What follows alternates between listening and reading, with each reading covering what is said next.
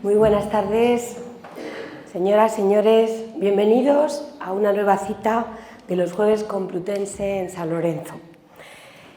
Una cita que se ha convertido, yo creo, en una cita de amigos, porque realmente somos muchas caras comunes las que nos vamos encontrando aquí todos los jueves, lo cual nos da una alegría profunda y una satisfacción muy grande a la Universidad Complutense. Permítanme, por tanto, comenzar agradeciéndoles su presencia y el interés en nuestros Jueves Complutense. También permítanme, antes de que se me olvide, agradecer el patrocinio a las empresas que nos ayudan a poder llevar a cabo estos jueves: Novartis, Hyundai, CREAF, Signe, Rodilla, Seqirus y Novartis. Y, por supuesto, la ayuda y la implicación del Ayuntamiento de San Lorenzo del Escorial. Hoy les confieso que vamos a tener un jueves inédito. Inédito. En nuestros jueves, hasta ahora, tratando de llevar el conocimiento científico a la gente, a la calle, a que nos llegue a todos de la mano de los mayores expertos, hemos hablado de muchos temas, de la resistencia a los antibióticos, de cómo conseguir un envejecimiento saludable, hemos hablado del cambio climático, hemos hablado de cómo nos afecta la exploración de la Antártida, de cómo hacer un fármaco, hemos hablado también de cómo el estrés puede ser malo para nuestro cerebro, de una serie de temas que indudablemente nos afectan, aunque muchas veces hemos descubierto justamente aquí que nos afectan más de lo que nosotros podíamos pensar. Pero el tema de hoy no hay que explicar a nadie que es de interés para todos. La economía nos afecta a todos. A nadie se le escapa que la economía condiciona nuestras vidas en todas sus facetas y de una manera muy directa. Aunque creo que a veces no sabemos muy bien la relación que existe entre nuestra economía y la economía global. Hasta ahora, en este ciclo de investigación Complutense sale a la calle, no habíamos traído a ningún científico dedicado a los temas económicos ni a las finanzas mundiales. Y para hablarnos de economía, nadie como nuestro conferenciante de hoy. Hoy nos acompaña uno de los investigadores económicos y comunicadores sociales más solventes de nuestro país y uno de nuestros mejores divulgadores. Así que permítanme que dé unas gracias con mayúsculas a nuestro querido profesor Miguel Sebastián por aceptar la invitación. Gracias, profesor, por haber sacado este rato de su agenda, una agenda llena, tengo que decirlo de verdad, de responsabilidades ineludibles, para prepararnos esta charla y para venir con nosotros aquí a pasar la tarde en nuestros Jueves Complutense.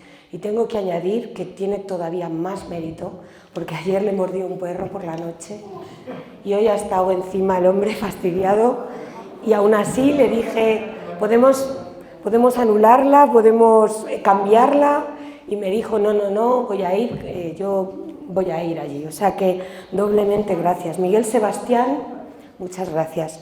Él se licenció en Ciencias Económicas y Empresariales por la Universidad Complutense de Madrid, donde también se doctoró, tras regresar de haber hecho su doctorado también en Economía por la Universidad de Minnesota, en los Estados Unidos de América. Actualmente realiza su actividad docente como profesor titular en el Departamento de Economía Cuantitativa de la Universidad Complutense. Pero su actividad docente es mucho más extensa, habiendo sido también profesor del programa de doctorado de la Universidad Carlos III de Madrid, profesor en la Universidad de Minnesota y coordinador académico en el Gates Center. Bueno, él tiene muchísimas clases en muchísimos sitios. Como yo soy seguidora suya, me gustaría resaltar en este foro su modestia y su trabajo incansable, tanto en el contexto académico o en el de transferencia, como también en el de sus responsabilidades institucionales y políticas, siendo una de las personas que más ha brillado en nuestras aulas universitarias y fuera de ellas, formando parte de consejos directivos empresariales de máxima relevancia social e institucional, habiendo sido, como muchos de ustedes seguro saben, ministro de Industria, Turismo y Comercio. En fin, no todos los días tenemos un exministro que venga como académico también y al que podamos preguntar sobre sus conocimientos, así en el cara a cara de estos jueves, y también incluso sobre algunas experiencias significativas de su vida profesional, de las que muy pocos como él pueden hablar. El profesor Miguel Sebastián ha ocupado cargos de máxima responsabilidad en el mundo de las finanzas. Fue director general de Intermoney y director del Servicio de Estudios del Banco Bilbao Vizcaya, el BBV, y del Banco Bilbao Vizcaya Argentaria, BBVA. También fue responsable del BBVA ante el Fondo Monetario Internacional y el Ministerio de Economía español durante la crisis argentina. Entre otros puestos, ha sido miembro electo del Comité Directivo de la Conferencia Internacional de Economistas de Bancos Comerciales y miembro de la Junta Directiva del Observatorio del Banco Central Europeo. Ha desempeñado también destacadas responsabilidades políticas e institucionales. Él coordinó el programa económico del PSOE para las elecciones generales del 2004. Fue el director de la Oficina Económica del entonces presidente del Gobierno, José Luis Rodríguez Zapatero, cargo que tenía el rango de secretario de Estado. Y entre 2008 y 2011 fue ministro de Industria, Turismo y Comercio del Gobierno de España. Su actividad investigadora la realiza en el Instituto Complutense de Análisis Económico y gran parte de los resultados de sus estudios los podemos encontrar en sus numerosos artículos en revistas especializadas, en capítulos y en libros. Sus libros más recientes, si yo no me he informado mal, son La falsa bonanza, de la editorial Península, Políticas industriales en España, pasado, presente y futuro, de la editorial Paraninfo, y El virus interminable, de la editorial Penguin Random House. También ha formado y forma parte de consejos editoriales de diarios de perfil económico, de revistas de economía o de colecciones temáticas y de numerosos comités científicos. Actualmente es consejero de Indra y, tengo que decirlo con mucho orgullo, patrono de nuestro patronato de la Fundación de la Universidad Complutense de Madrid. Esta intensa y exitosa carrera profesional le ha hecho merecedor de numerosos reconocimientos, como el Forecast Award de la Conferencia Internacional de Economistas de Banca Comercial, la Gran Cruz de la Orden del Libertador San Martín por la República Argentina o la Gran Cruz de la Orden de Carlos III, otorgada por el Rey de España.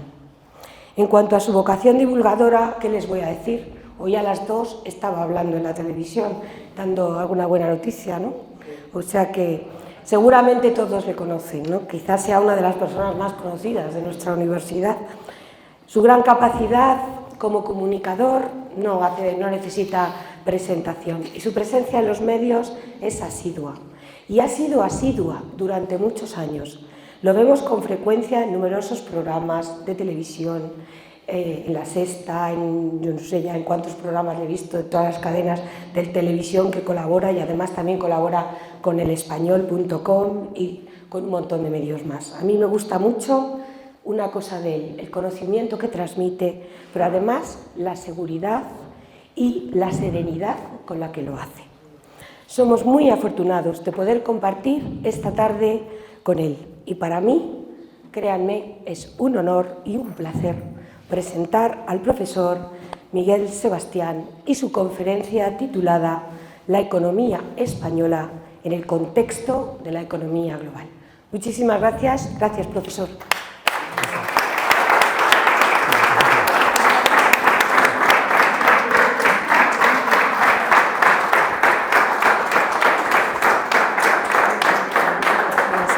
¿Voy a empezar? El que tú quieras. Sí. Si quieres lo encendemos. Quizás luego cuando me acerque a la pantalla, vale. lo ponemos por aquí. No, muchas gracias. La verdad es que ha sido exagerada la presentación. Maripaz, te lo agradezco mucho. Para mí es un placer estar aquí. Venía en el coche con Maripaz y le he dicho, para mí el Escorial me trae muchos recuerdos porque mi padre, en la última etapa de su vida, siempre pasó los veranos aquí, en una residencia, porque él prefería venir aquí antes que ir con unos o con otros, que sea a la playa, que sea a otra casa, que si ahora entras... No. Él decía, yo me voy al Escorial y me tiro ahí todo el verano como un señor. y me trae muchos recuerdos venir aquí. Y luego, claro, ya hemos acabado las clases en la Complutense, entonces tengo un poco de mono. Entonces, venir aquí, porque yo daba hasta mediados de mayo, pues 2 días y cada día 4 horas. Daba 8 horas de clase, en 2 días 4 horas seguidas.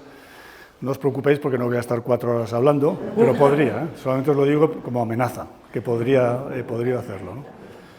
Maripaz ha sido tan generosa que ha omitido en el currículum que yo fui candidato a la alcaldía de Madrid por el Partido Socialista en el año 2007. Y esa experiencia me recuerda al chiste del niño argentino que le dice a su padre, le pregunta: papá, ¿qué pasó en las Malvinas, en la guerra de las Malvinas? Y el padre le dice: che, quedamos subcampeones. Bueno, pues yo en esas elecciones quedé subcampeón. Bien, vamos a hablar de economía, pero intentar hacer algo que no sea muy denso. Entonces he preparado una charla, que realmente son 4 charlas en una, porque me gusta darle una doble perspectiva global y España. Es muy difícil hablar de la economía española sin hablar del entorno global. Y luego también me gusta hablar del largo plazo y no solo del corto plazo. Vivimos en un mundo totalmente cortoplacista. Solamente nos interesa lo que va a hacer el siguiente trimestre. Me atrevería a decir que también en las empresas, miran el trimestre como mucho el año siguiente, pero nunca miramos con luces más largas de lo que puede venir en los próximos 20, 30 e incluso 80 años, ¿no? Y hay muchas cosas que se pueden decir y que conviene decirlas porque habría que anticiparlas, ¿no? Por tanto, global España, largo plazo, corto plazo, si combinamos las 4, pues nos sale un cuadrante de 4 casillas, ¿no? Global largo plazo, global corto plazo, España largo plazo, España corto plazo. Entonces lo que voy a hacer con el 1, 2, 3, 4, voy a seguir el orden de las agujas del reloj. Voy a empezar con un análisis de algunas tendencias globales de las que no se habla o se habla muy poco y yo creo que son importantes. Luego voy a hablar de la situación económica global ahora, actual, en el punto 2. En el punto 3, la situación económica de España ahora, sería España a corto plazo. Y la última, hablar de algunas consideraciones de España a largo plazo, que son en parte las que recojo en el libro de la falsa bonanza que ha mencionado Maripaz. Entonces vamos al lío global, largo plazo. Bueno, estamos desde 1960, que yo ya había nacido, hasta el 2020, hasta la pandemia. En esos 60 años la economía mundial ha crecido a un ritmo del 3,5% anual. En media, en términos reales, por supuesto, descontando la inflación. Preguntando a los historiadores si esto es un crecimiento normal, raro, sorprendente, todos dicen que es absolutamente inédito. Nunca en la historia conocida la economía mundial ha crecido a este ritmo. ¿Por qué? ¿Qué quiere decir este ritmo del 3,5% anual? Esto quiere decir que cada 20 años la economía mundial se duplica y, por tanto, en estos 60 años la economía mundial se ha multiplicado por 8. Por 2 del 60 al 80, por 2 del 80 al 2000 y por 2 del 2000 al 2020. 2 por 2 por 2, 8. Digo lo del 2 por 2 por 2 por 2 porque puse esta pregunta en el examen final del otro día y la mitad de los alumnos pusieron 6. Sumaron en vez de multiplicar, ¿no? Entonces digo, mira, lo voy a poner para hacerles rabiar a los estudiantes, ¿no? Bien, este crecimiento que es absolutamente increíble y muchas veces te da que pensar cuando oyes es que esta generación de ahora va a vivir peor que la de los padres o la de los abuelos. Eso es absolutamente imposible. Porque una economía, a lo mejor la española no tanto, pero una economía que se multiplica por 2 cada 20 años, una generación, podemos llamar una generación 40 años, pues se multiplica por 4 la renta per cápita, pues no puede vivir peor que la anterior. Eso es absolutamente imposible. Es algo que con esto yo debato mucho con los alumnos y discuto mucho con ellos, ¿no? Pero no puede ser verdad que la generación de ahora vaya a vivir peor que la de sus padres y no digamos la de los abuelos. Eso es científicamente imposible. Este crecimiento, de todas formas, ha sido muy desigual entre países y regiones. Fijaros que en el año... No, sabía que iba a pasar, porque es que es mejor tenerlo en PDF. En el año... voy a mirarlo en la tablet. 1960, un segundillo. ¿Se ha movido algún gráfico? Es que hay que hacerlo en PDF, es que si no se descuajenigna, pero bueno. En el año 1960, Europa y Estados Unidos, Europa occidental, pesaban prácticamente el 75% de la economía mundial. Lamento que no tengáis la tabla porque es una tabla interesante, ¿no? Hoy, Europa y Estados Unidos pesan un 43% de la economía mundial. Ha pasado del 75% al 43%, ¿no? Por el camino, evidentemente, ha estado el crecimiento de Japón en los años 70, luego Japón a partir de 1980 cae y ahora Japón pesa como pesaba en 1960. Está el crecimiento de América Latina hasta 1980 y luego cae. Y está el crecimiento de Asia, sobre todo del resto de Asia, y del resto del mundo. Y a partir de 1980, en 1980 la economía de China era más pequeña que la economía española, algo que sorprende cuando lo dices, ¿no? China pesaba un 1,8% de la economía mundial en 1980 y España el 2%. Hoy China pesa cerca ya del 20% de la economía mundial y el conjunto del resto de Asia pesa el 10%, o sea, solamente China y el resto de Asia pesan ya más o cerca del 40%. Y el resto del mundo, donde está el Oriente Medio, la Europa emergente, pesa el 12%. Es decir, que claramente ha cambiado el centro de actividad económica mundial.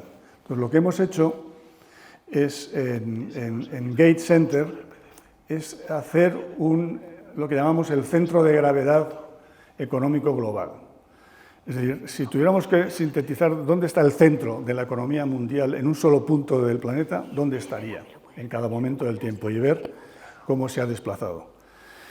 ¿Cómo lo hacemos? Es una tontería, pero como no se le ha ocurrido a nadie, pues mira, pues lo hemos hecho. Y es coger las coordenadas, longitud y latitud, de cada centro de cada país, y ponderarlas por su peso en la economía. Ese peso que hemos visto antes en esa tabla, pero en vez de por regiones, por cada uno de los 140 países que hemos tomado. O sea, al final te sale una media ponderada de todas las coordenadas y te sale una sola coordenada. Por ejemplo, el Escorial, lo estamos mirando, está en el paralelo 40 con algo, 40,5, y en el meridiano -4.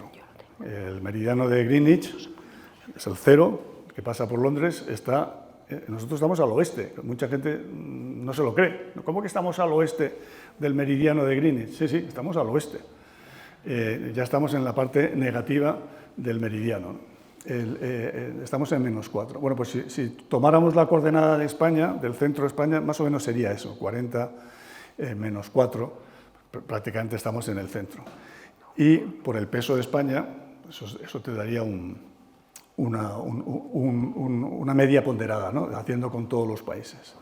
Entonces, de 1960 a 1980, evidentemente en 1960 el centro económico mundial estaba en el Atlántico Norte. Lógicamente porque Europa Occidental y América del Norte pesaban casi el 75% de la economía. Pero con los años se ha ido desplazándose hacia el Pacífico. Y hoy el centro de gravedad económico mundial está en mitad del Pacífico, entre Estados Unidos y China, y yéndose hacia China. Y esta es una tendencia que lo curioso es que es bastante continua y además que ha seguido una pauta sin movimientos hacia arriba y hacia abajo, ¿no? Si hay algún tierraplanista en la sala, quizás lo verá más cómodo así. Y lo digo de broma porque yo lo veo también mejor así. Se ve mejor porque estamos acostumbrados a ver los mapas como un plano, ¿cierto? Más cómodo. Entonces sí que vemos cómo ahí ha estado unos años así un poco parado el tema, pero luego se ha vuelto a desplazar claramente hacia esto no se sabe si llamarlo el este o el oeste, hacia el Pacífico, hacia China. Lo interesante de este mapa es que este movimiento del centro de gravedad económico mundial va siguiendo el paralelo 40, que es el paralelo por el que está Madrid, Nueva York y Beijing, y el Escorial, casi, ¿no? El Escorial está en 45. O sea que no hay movimiento, como uno esperaría. Bueno, la actividad económica se habrá ido hacia el sur. Pues esto de que el sur también existe, no se ha ido hacia el sur, se mueve prácticamente a lo largo del mítico ya paralelo 40. Y esta es una tendencia, fijaros que esto acaba justo en 2020 con el COVID, que se ha mantenido a pesar del COVID. Luego voy a repetir un poco esto en los últimos 5 años y veréis cómo esto es una tendencia que yo creo que es imparable. Entonces, el centro económico mundial, dentro de no mucho tiempo, ya casi estará en Asia. Y lo que pase en Europa, incluso lo que pase en Estados Unidos, sí, será importante, pero no será ya tan importante como hasta ahora. Otra tendencia que es bastante llamativa, de la que se habla muy poco, yo creía que se iba a hablar un poco ahora con las elecciones europeas, pero no ha habido suerte, es por qué Estados Unidos nos gana de forma sistemática a Europa, a la eurozona. Porque uno de los motivos, aparte de la paz y todo esto, de crear la Unión Europea y en particular el euro, es poder competir con Estados Unidos. Y es verdad que el euro, que se crea en el año 99, al principio la economía de la eurozona y la economía americana iban de la mano, crecían más o menos lo mismo. Sin embargo, a partir de los años finales de mediados de los 2000, sobre todo con la crisis, ahí tenéis el primer bache, que fue mucho más grave en Europa. Europa es la curva azul, que en Estados Unidos. Estados Unidos tiene un bache menos profundo y además enseguida recupera. Aquí ya había recuperado el bache y Europa tarda en recuperar el bache pues, prácticamente hasta el año 14. Luego viene la recuperación económica, que es mucho más intensa en Estados Unidos. Viene el COVID, que nos afecta más o menos lo mismo. Pero si os fijáis, la recuperación del COVID, sobre todo esta parte, en la zona euro ha sido plana y en Estados Unidos sigue creciendo. Para poner algunos números a esto, desde que si ponemos un 100 en el año 99, cuando se crea el euro, hoy estamos en 172 en Estados Unidos y 137 estamos en 137 en la zona euro. Es decir, que prácticamente ha crecido el doble Estados Unidos desde que existe el euro que la zona euro. Y esto es un tema muy importante porque nos tenemos que plantear qué es lo que va mal en Europa. Y no hay una respuesta clara a por qué Europa no ha conseguido lo que hizo Estados Unidos en esa primera tabla que no se ha podido ver, y es que Estados Unidos tuvo un bache del 60 al 80, pero luego recuperó. En cambio, Europa no es capaz de recuperar un movimiento ni siquiera semejante al de Estados Unidos. Y recordar lo que he dicho antes, ambas zonas están perdiendo peso en el mundo. Lo que pasa es que Estados Unidos está perdiendo menos peso en el mundo que lo que pierde la zona euro. Y no es alocado decir que en algunos años, no muchos años, el peso de Europa en el mundo, de toda Europa, será pues parecido al que tenía España en los años 80. Solo España. La importancia de toda la zona euro será en el mundo, será parecida a la importancia de España en 1980. Es decir, que vamos a ser una región irrelevante. Estoy hablando de los años 40, 50 de este siglo. Por tanto, esa tendencia económica es algo que yo creo que hay primero que explicar y sobre todo que hay que, no sé si la palabra es vigilar, pero sí que tomar en cuenta. La otra es la población. Qué poco hablamos de la población. Y la población, ahora mismo prácticamente el 60% de la población mundial está en Asia. En África está el 18%, el 10% en Europa. Aquí ya meto occidental y oriental, toda Europa. Antes solamente hablaba de occidental. El 8% de América Latina y el Caribe, el 5% América del Norte y el 1% Oceanía. Es decir, que si hubiera elecciones a presidente mundial, o presidenta, sería asiático. Y el vicepresidente o vicepresidenta, africano. Sin embargo, los líderes mundiales que vemos, ¿no?, pues son todos occidentales, por decirlo así, ¿no? Pero esto es algo que, lógicamente, no durará mucho tiempo. Y esta población va a cambiar muy drásticamente, ¿no? La gente se cree, quizás porque, ¿os acordáis de la película de Blade Runner?, donde el mundo de Los Ángeles era asiático, era todo asiático, la comida, los carteles, además llovía siempre, era toda la cultura asiática. Eso yo creo que fue un error de la película.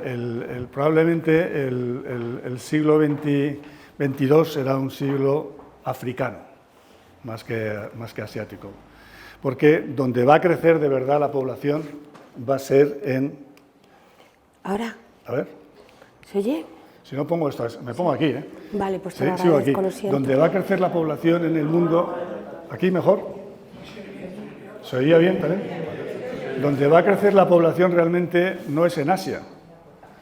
Es verdad que es donde hay más población, el 60%, pero donde va a crecer va a ser en África.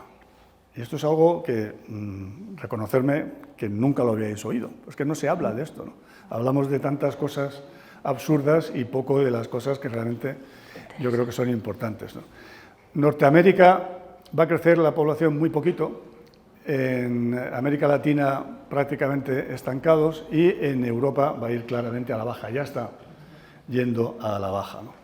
Entonces yo me he tomado las previsiones de la ONU para lo que queda de siglo, que las han sacado hace poco, que son muy llamativas. Vamos a empezar por África. En 1960 África tenía 280 millones de habitantes, es decir, pues que eran menos que Estados Unidos o que Europa ahora. Ahora tiene 1.400 millones de habitantes en la actualidad. En la mitad del siglo 2050 tendrá 2.500 millones y al final del siglo tendrá casi 4.000 millones, 3.900 millones. África, ¿no? Veis que Asia, a partir del año 2040, la población empieza a caer y seguirá cayendo hasta finales de siglo, pero en África el crecimiento de la población es exponencial. Y en el resto, pues Estados Unidos plano, prácticamente también América Latina y el Caribe, y la Unión Europea hacia abajo. Por tanto, realmente el siglo XXI, desde el punto de vista de la población al menos, va a ser el siglo de África. Cuando hablamos de África lo vemos, claro, como una cosa muy grande, evidentemente, pero conviene dar algunos ejemplos que seguramente os van a resultar llamativos. Por ejemplo, en Tanzania va a adelantar en población a Alemania en el año 2030. En apenas 5 años, Tanzania será más grande en población que el mayor país europeo, que es Alemania. Nigeria va a adelantar a Estados Unidos, solo Nigeria, en población en el año 2040. Se poniendo una cara de susto que ahora intentaré calmaros, ¿no? Y la República del Congo lo hará en 2080. Quizás lo que a mí más me ha llamado la atención de estas proyecciones de la ONU, a partir de las tasas de fertilidad, etcétera, de todo el mundo, es que Etiopía, solo Etiopía, va a tener la misma población que toda la Unión Europea a finales del siglo XXI. Solo Etiopía será tan grande en población como toda la Unión Europea. Es absurdo, estas previsiones pueden estar equivocadas, lógicamente, pero las grandes tendencias no pueden estarlo, porque las grandes tendencias lo vienen ya diciendo desde 1960. Fijaros que aquí la curva de África viene así desde 1960 y ahora tiene un crecimiento exponencial. Se pueden equivocar 100 millones arriba, 200 millones abajo, lo que sea, pero estas grandes tendencias no pueden estar equivocadas, ¿no? Y lo importante es que desde aquí, desde Europa, deberíamos ya estar preparados para esto. Y es absurdo decir, hay que hacer un muro como el de el Juego de Tronos. ¿Se llamaba Juego de Tronos? Sí, ¿no? Ese muro de hielo infranqueable, que luego al final no era infranqueable, ¿no? Es absurdo, porque no hay forma de evitar que esta explosión demográfica no funciona. A ver, yo creo que no hace falta. No. Por atrás es lo que me preocupa. Yo creo que... ¿Se oye atrás? Bueno, regular. Bueno, aquí sí, aquí sí. Lo haré desde aquí y ya está. No hay forma de evitar que esta explosión demográfica nos acabe llegando. Lo que hay que hacer es no verlo como una amenaza, sino verlo como una oportunidad. Una oportunidad para un continente que se va a despoblar, que va a envejecer más de lo que ya está y que va a tener muchísimas necesidades, ya las tiene de hecho, ¿no? de mano de obra y... ¿Perdón?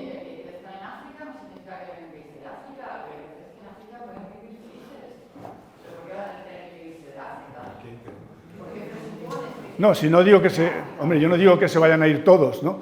Pero, hombre, de los tres... No, vamos a ver, porque... Sí, luego tendremos el debate. Hombre, que digo yo que de los 3.900 millones, alguno vendrá a Europa.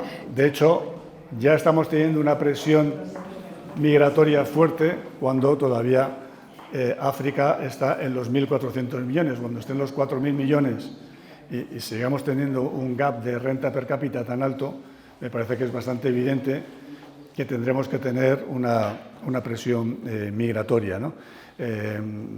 Y yo creo que lo que hay que hacer es estar preparados y verlo como una oportunidad para todos los retos a los que luego me voy a referir, aunque solo para la economía española. En cualquier caso, esto es una realidad demográfica que tratar de taparla es absurdo y verlo como una amenaza pues no va a llevar a ninguna parte, ¿no?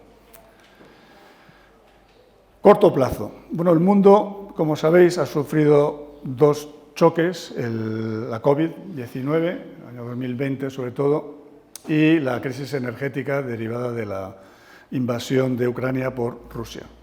Bueno, ahí lo que he puesto, esta tabla sí que se ve, es que en el año 2020 el mundo, la economía mundial cayó. Es muy raro ver crecimiento negativo de la economía mundial, cayó un 2,7%. China nunca ha tenido crecimiento negativo, ni siquiera el año del COVID, 2,2%. La India menos 5,8%, Estados Unidos menos 2,2%, Eurozona menos 6,1%. Y luego han tenido una recuperación que también ha sido muy dispar, ¿no? Entonces, si consideramos que el mundo es como un avión de 4 motores, donde los 4 motores son China, India, Estados Unidos y la Eurozona, más o menos ahora mismo son el 60% de la economía mundial, esos 4 países, regiones, vemos que el mundo ha crecido un 13,6% acumulado estos 5 años, es decir, que no ha recuperado el ritmo del 3,5% por año. Hay que dividir por 5, por tanto estamos hablando de un crecimiento por debajo del 3% promedio anual, pues claro, porque hemos tenido ese COVID negativo, ¿no? China ha crecido un 24% acumulado, la India ha crecido casi un 26%, Estados Unidos, que no lo ha ido mal, ha ido un poco por debajo del mundo, ha perdido peso en el mundo, 10,8 versus 13,6, pero no le ha ido relativamente mal, y en cambio la eurozona pues se vuelve a repetir lo de las tendencias globales de antes, ¿no? La eurozona en estos 5 años ha crecido un 4,4%, es decir, que no ha llegado a crecer ni siquiera un punto por año. Y eso, que ha habido una fuerte expansión fiscal en esta segunda parte, la crisis de Ucrania y también en el COVID, y que hubo una gran expansión monetaria durante el COVID, aunque luego ha cambiado la política monetaria, como ahora me voy a referir a ello, ¿no? Con la crisis de Ucrania no ha habido, ya lo hemos visto de alguna forma en la tabla, ¿no? Pero no ha habido una lista no ha sido uniforme el daño de la crisis de Ucrania. Ha habido países perdedores, claramente Ucrania y la propia Rusia por las sanciones y por el gasto militar, Ucrania porque se han destrozado el país. Mucho impacto negativo, sobre todo en Europa, en Japón, también en China, en los emergentes asiáticos, en la India y en buena parte de África. En cambio, ha habido países ganadores, obviamente, los exportadores de petróleo y de gas, que han sido Estados Unidos. Estados Unidos, yo cuando era joven, estudiante, y vivía ahí, era un país donde la gran preocupación era la gran dependencia energética que tenían. Tenían que importar gas y petróleo de todo el mundo y les afectaba mucho el precio del petróleo. Hoy es un país exportador de petróleo, porque han optado por un modelo energético que Europa se niega, cada uno tiene sus decisiones, se niega a adoptar por motivos medioambientales, que es el tema del fracking, ¿no? Los países del Golfo, Argelia, Nigeria, Venezuela, México, Colombia y en general Latinoamérica, con algunas excepciones, se han visto beneficiadas por la subida de las materias primas, ¿no? Por lo tanto, para ser que te haya ido peor o mejor, la clave es, primero, si eres exportador o importador de energía. Nosotros, por ejemplo, somos importadores de energía y nos ha ido regular. Segundo, la proximidad geográfica al conflicto. Eso lo vamos a ver luego con un poco más de detalle. Tercero, la reacción de la política monetaria y cómo te impacta dependiendo de cómo estés endeudado o no. Y luego si ha habido impactos de segunda ronda en la inflación y procesos de hiperinflación, como ha habido en algunos países de América Latina, como es el caso de Argentina, por ejemplo. Bueno, yo aquí voy a dar un enfoque bastante optimista y es en este escenario global a corto plazo, y es que el choque energético lo podemos dar por terminado. El petróleo, que había llegado a $120 el barril, con la invasión de Ucrania, ya ha caído por debajo de los $80 el barril, ¿no? Ayer estaba en 78. Y eso, que la situación de Oriente Medio es muy, muy tensa, no solamente por lo que está pasando en Palestina, Israel, sino también en Irán, etcétera. Y hay una tensión latente que hace que el precio del petróleo esté un poco por encima de lo normal, ¿no? Sin embargo, la tendencia del precio del petróleo es a bajar. ¿Por qué? Porque los países están ahorrando en el uso del petróleo y lo van a seguir estando a futuro, ¿no? Por tanto, yo creo que el petróleo dejará de ser un problema para nuestras economías en un futuro de a lo mejor de 30 o 40 años. El gas ha sido mucho más espectacular. El gas nos afecta mucho a la industria, a la generación eléctrica. Se fue a 340 euros el megavatio hora y ahora está en 33, la décima parte. Por lo tanto, aquí sí que podemos decir que el gas ha vuelto a unos precios normales y sí que podemos decir que este choque energético ha terminado. Estos cuellos de botella, también en Gate hicimos un indicador de cuellos de botella del comercio mundial. También tuvieron un pico a finales del 21, llegaron hasta el verano del 22, pero luego ha corregido. Aunque hay un poco de tensión últimamente, está claro que los precios industriales han recogido esta mejora de los cuellos de botella del comercio y eso incluso ha contribuido a algo de deflación en los precios industriales. Bien, con todo esto, lo lógico es que pase lo que ha pasado, y es que la inflación en la eurozona, aquí tenéis la inflación desde el año 99, cuando se crea el euro, pues evidentemente este 10,6% máximo de inflación en octubre del 22 es el pasado y se ha corregido bastante rápidamente. Ahora está en el 2,4, 2,6 los últimos meses, y eso que tenemos que incorporar en los últimos meses, que en buena parte de los países de la eurozona se han recuperado impuestos que se habían quitado para ayudar a la gente su poder adquisitivo, por ejemplo, impuestos sobre la electricidad, en algunos casos incluso se bonificaron los carburantes, alimentación, etcétera, etcétera. El BCE debe actuar ya, digo, en esta transparencia, y el BCE ha actuado ya, porque ha actuado hoy. El BCE, aquí tenéis un gráfico muy curioso, el BCE es la línea naranja y la Reserva Federal de Estados Unidos es la línea azul, y estos son los tipos de interés oficiales. No hace falta ser un económetra para ver que la línea azul adelanta, se mueve antes que la línea roja, tanto cuando sube como cuando baja. Tenéis ahí en varios tramos de la historia, ¿no? Ha habido fijaros, la línea azul, cómo reacciona aquí, con la crisis financiera rápidamente, y aquí el Banco Central Europeo le cuesta, incluso en plena crisis financiera, subió los tipos de interés para sorpresa mundial, y hasta el año 2016 no lleva los tipos de interés donde los habían llevado los americanos ya en el año 2009. Se mueve siempre por detrás, ¿no? Y hoy, 6 del 6, que por cierto, no sé a quién se le ha ocurrido poner esta charla, el 6 del 6 a las 6, reconocer que es algo un poco diabólico, yo creo que aquí está en parte de la mordedura del perro. El 6 del 6 a las 6 es un día histórico porque por primera vez el BCE ha movido los tipos antes que la Reserva Federal, es decir, se ha hecho mayor. Y ya nos sigue a papá. Podemos decir que el BCE finalmente se ha ido de casa. Ya después de 25 años, el BCE se ha ido de casa y ha dicho, voy a bajar los tipos de interés, aunque papá, la Reserva Federal, no lo haga, ¿no? Y es lógico que lo haya hecho, primero porque la inflación en Estados Unidos es mucho más alta que en Europa, en la zona euro. Segundo, porque la situación económica en Estados Unidos es mucho más boyante que en la zona euro, como acabamos de ver.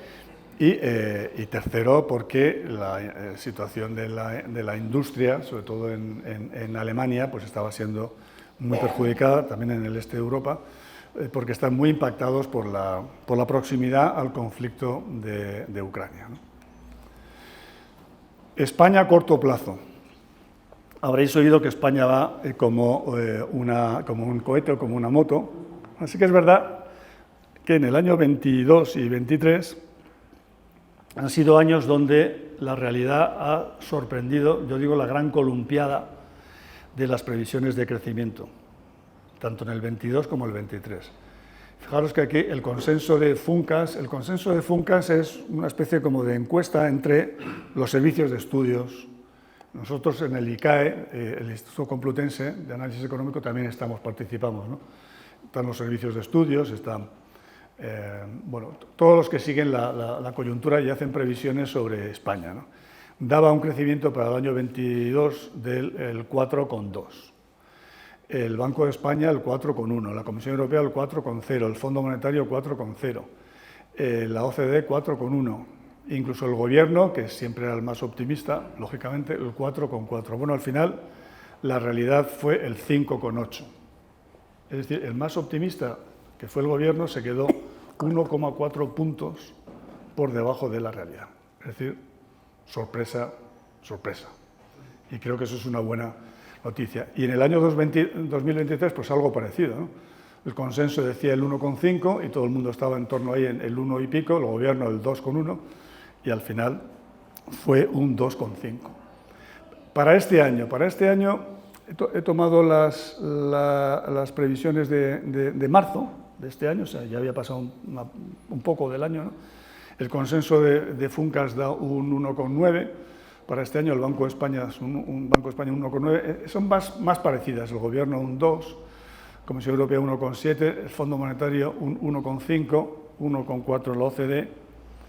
¿Cuál va a ser el real? Mi apuesta, yo siempre se lo digo a Ferreras en la sexta, es que vamos a estar más cerca del 2,5 otra vez que del 2. Y hoy me ha sorprendido porque el Fondo Monetario, que hace unas semanas daba un 1,5, hoy el Fondo Monetario se ha ido al 2,4. Ha sido el primero que ha roto las previsiones para la economía española. Bueno, esto del 2,4, 2,5, ¿esto es mucho o es poco? Es mucho. Desde que estamos en el euro, la economía española ha crecido un 2% de media.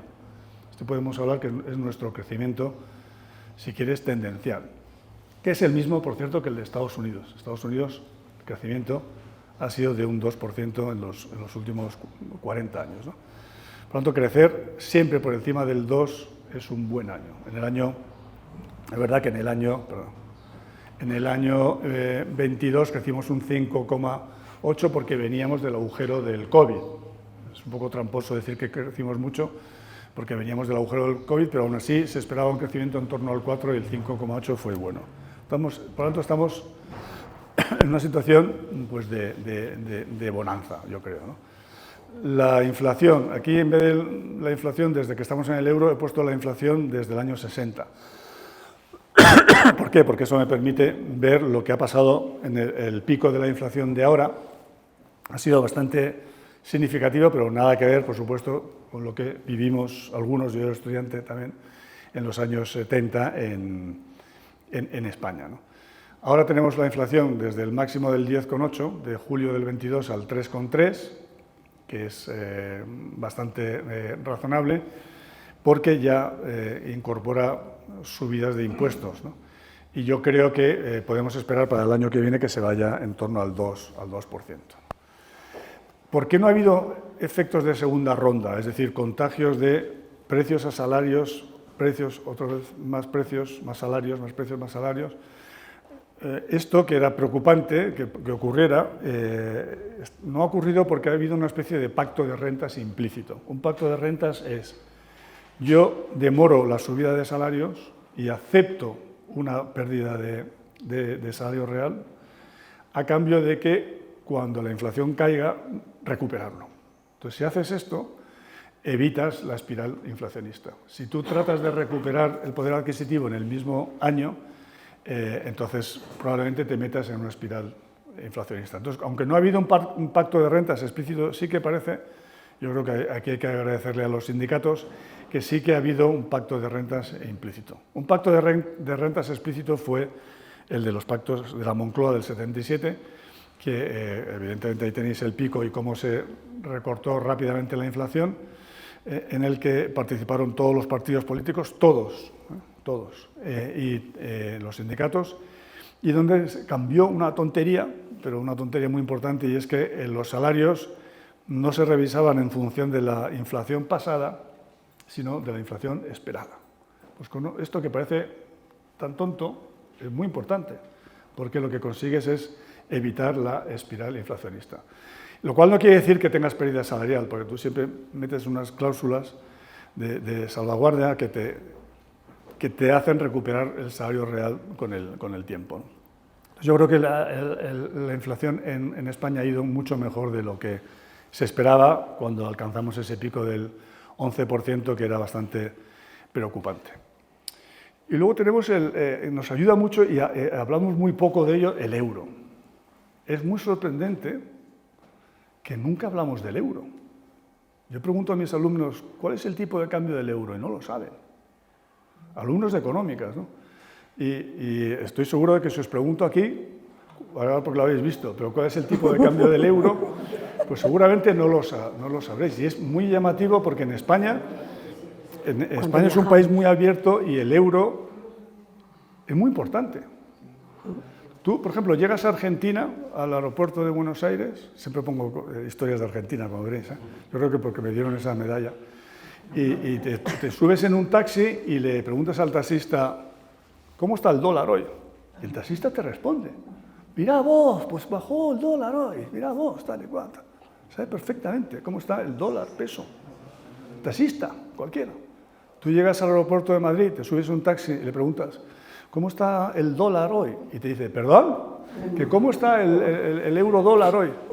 ¿Que si puede pagar con tarjeta? No, que el euro dólar, ¿cómo está? No tengo ni idea. Probablemente luego irá a su casa y dirá, pues no he cogido a un loco que me ha preguntado por el euro dólar.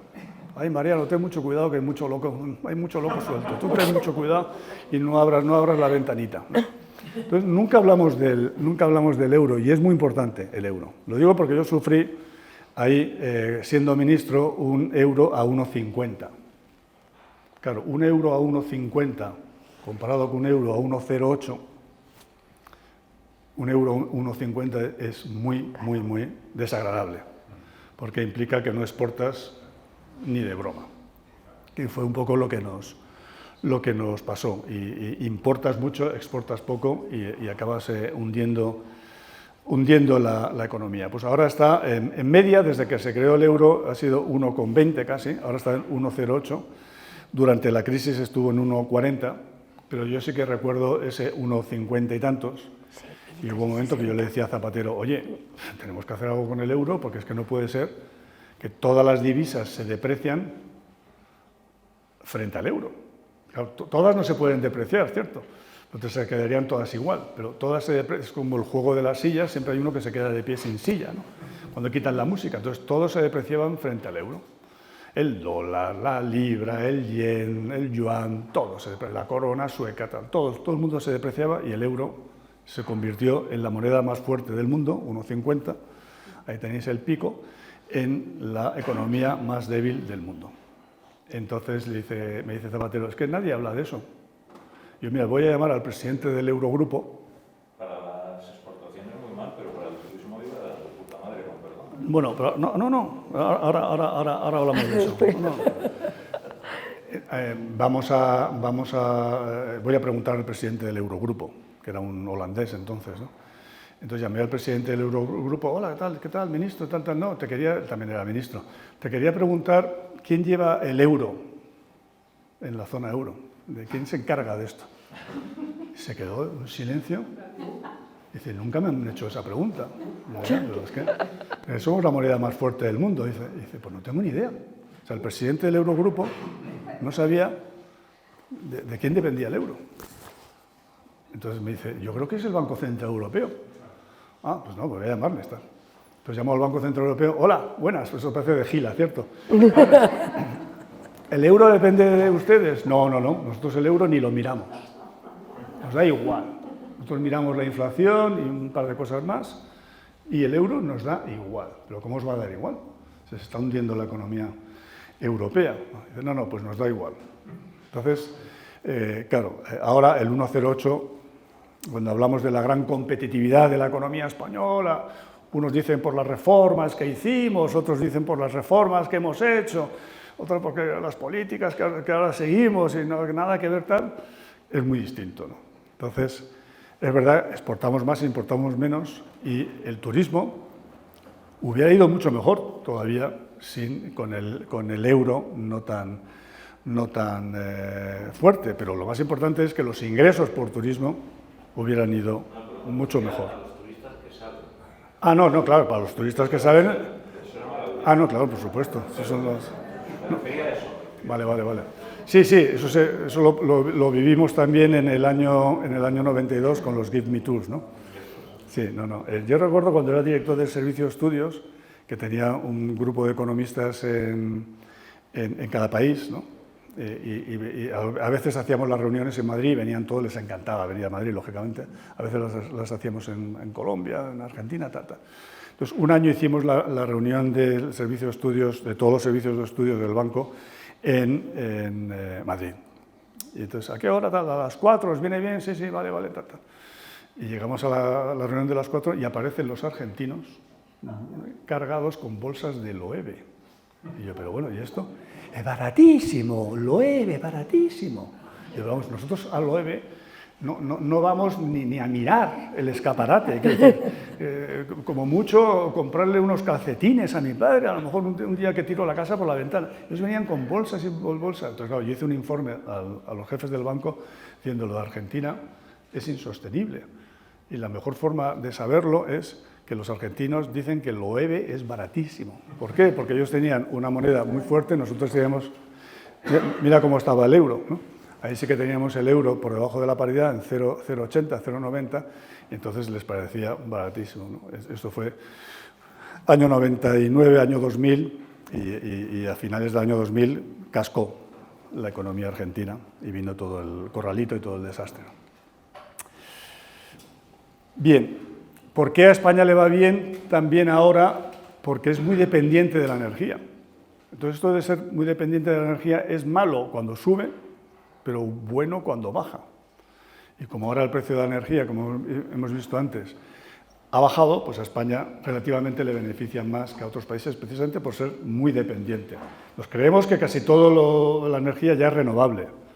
¿A que sí? No, casi toda, o la mitad de la generación eléctrica es renovable, pero el consumo de energía importada, el consumo de petróleo de este país es impresionante. Todo el transporte de mercancías prácticamente es por carretera.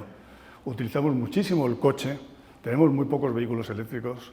A pesar de todo el tren y todo eso, seguimos utilizando muchísimo el coche, utilizamos mucho los aviones, etcétera, etcétera. Somos muy consumistas de petróleo y también de gas, ¿no? En segundo lugar, porque el estar más alejados de Rusia nos ha beneficiado, como le ha beneficiado Irlanda y los llamados PIGS. ¿Qué son los PIGS? Los cerdos. Los PIGS son Portugal, Italia, Grecia y España. Este nombre tan desafortunado, ¿quién lo pondría? ¿Cierto? ¿Quién sería el canalla, por no decir una palabra? No. Yo investigué. Lo puso nada más y nada menos que el primer presidente del BCE. Sí. Eso que no sabía. Exactamente, que también era holandés, por cierto. El primer presidente del BCE, nuestro banco, nos puso el nombre de los PIGS. Portugal, Italia, Grecia, España. A veces ponían PIGS y metían también a Irlanda, ¿no? Bueno, pues ahora los PIGS es lo que yo llamo la venganza de los PIGS, porque a los PIGS les está yendo muy bien y a toda la Europa central, incluyendo Alemania, Austria, no digamos los países bálticos, todo el este de Europa, también los nórdicos, les está yendo mal. Estamos ahora en la venganza de los PIGS, pero yo creo que en parte es porque estamos lejos del conflicto y eso nos ayuda. Escenario. Las luces son que estamos teniendo 5 veces más crecimiento que la media de la eurozona, tipo de cambio muy favorable, un crecimiento muy basado en exportaciones, en parte por este tipo de cambio, por esta competitividad, que llevamos años con superávit en la balanza por cuenta corriente, que es también algo inédito, que no tenemos burbujas, no hay burbuja inmobiliaria, no hay burbuja de crédito, no hay burbuja fotovoltaica, no hay burbuja a la vista, por lo menos de ningún tipo, ¿no? Que tenemos un buen crecimiento del empleo, incluyendo el empleo indefinido, y que tenemos unos fondos Next Generation con un potencial de impacto elevado, ¿no? Las sombras, tenemos mucho endeudamiento público y esto nos da una vulnerabilidad en caso de subida de tipos de interés, que ahora mismo no se ve, pero lo tenemos. Tenemos una dificultad política para hacer reformas. Tenemos un riesgo en el sistema de pensiones, que voy a hablar para provocaros al final. Mucha dependencia energética, intensidad energética y sobre todo el bajo crecimiento de la productividad, de lo que nadie habla, que es el talón de Aquiles de la economía española, porque al final la productividad es lo que te hace crecer a largo plazo. Y esto me enlaza con la última parte de la charla, que es las reformas pendientes. Yo cuando escribí el libro La falsa bonanza, como ha dicho Maripaz, ya tiene, es el año 2015, ya tiene ya sus añitos, ¿no? Que es un libro que explica, no la crisis, porque el libro termina en Lehman Brothers. La caída de Lehman Brothers acaba el libro, ¿no? Explica todo el periodo anterior donde España era el milagro económico y España iba maravillosamente, tanto con el gobierno de Aznar como el gobierno de Zapatero, y es lo que yo llamo la falsa bonanza. Es un libro que la portada, cuando se lo enseñé a Zapatero, le daba la vuelta, oye, que no lo puedo abrir. Digo, no, es que tienes que darle la vuelta, porque está al revés, ¿no? El dedo es hacia abajo y la gente está colgando del ladrillo. Escribí lo que habíamos escrito en el año 98 en el servicio de estudios del BBV, entonces era BBV solo, sin la A, de las reformas que necesitaba España y que esperábamos que se iban a hacer con el euro. Luego el euro, lo explico en el libro, fue una auténtica borrachera de burbujas, ¿no? Y no se hizo ninguna reforma, ¿no? Entonces, claro, en el año 15 repaso la lista y prácticamente están todas por hacer, pero es que ahora repaso la lista otra vez y están prácticamente igual. Voy a decir la lista, no me voy a meter en ella, salvo en una, y alguien puede decir, no, eso ya se ha corregido, entonces lo quitamos de la lista. Estoy deseando quitar alguna de la lista, ¿no? Que tenemos un desempleo estructural es evidente. La dualidad del mercado de trabajo sí que es verdad, entre temporales y fijos parece que se está corrigiendo, pero es que ahora mismo tenemos un desempleo, y estamos casi celebrándolo, del 11 y pico por ciento. 11 y pico por ciento en Estados Unidos van y le echan de la Casa Blanca a quien esté ahí, con un 11%. O sea, tenemos un problema de paro estructural desde hace, no con el euro, ¿no?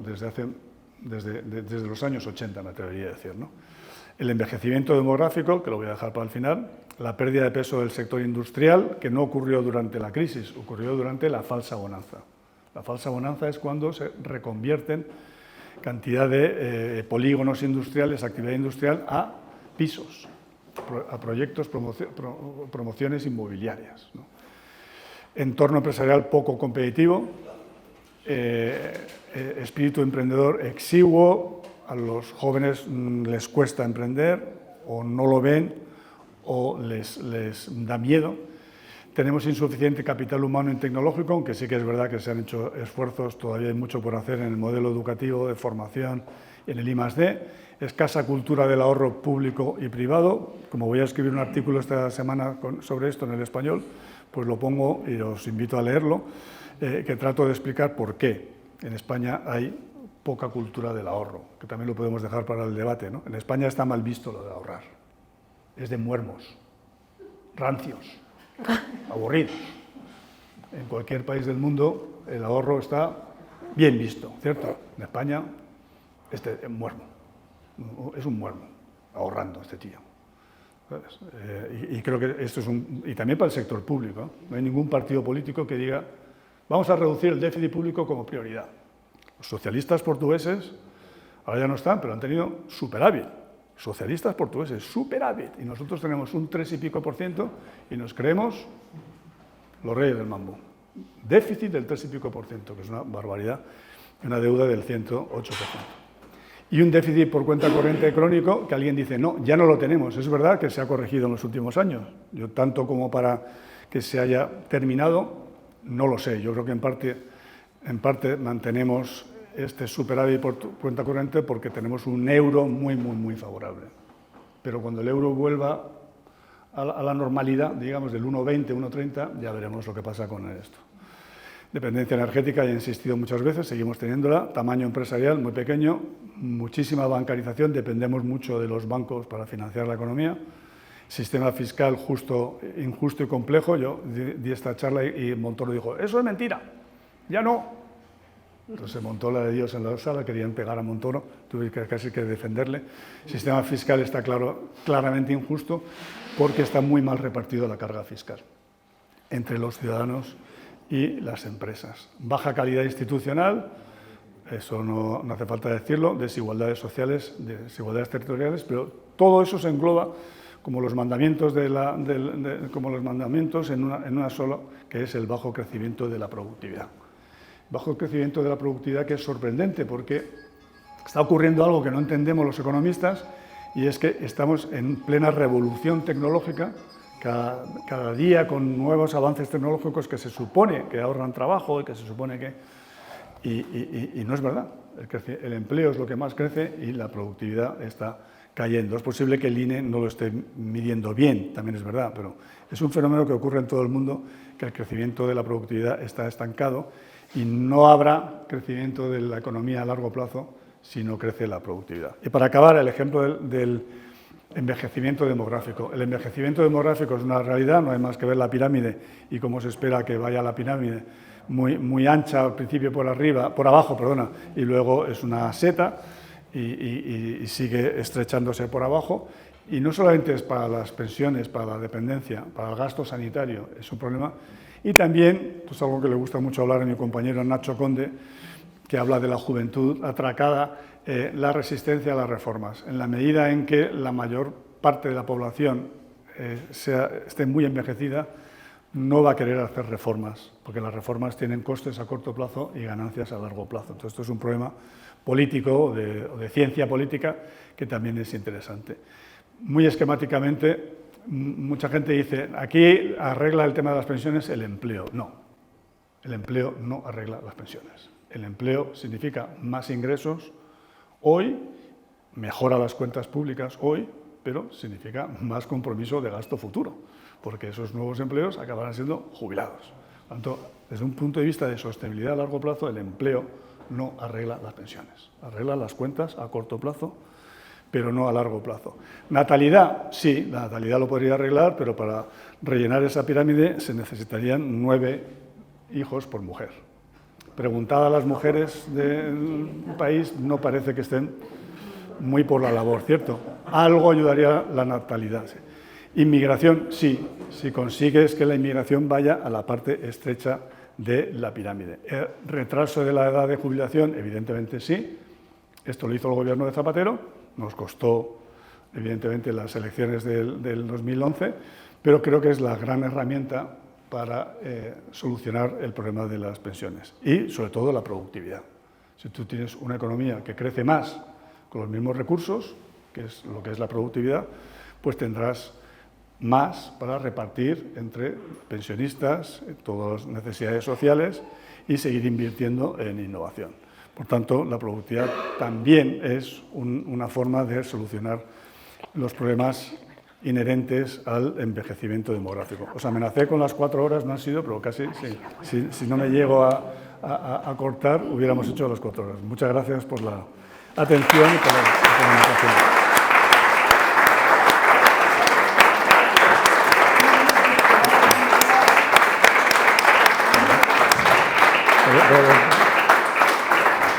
Muchas gracias, profesor. Increíble todo lo que hemos podido pensar sobre la economía en este rato y aprender. Desde luego es un tema que nos implica a todos y que nos trae además muchas emociones. Ahora es normal, ¿no? Porque es la vida, la economía.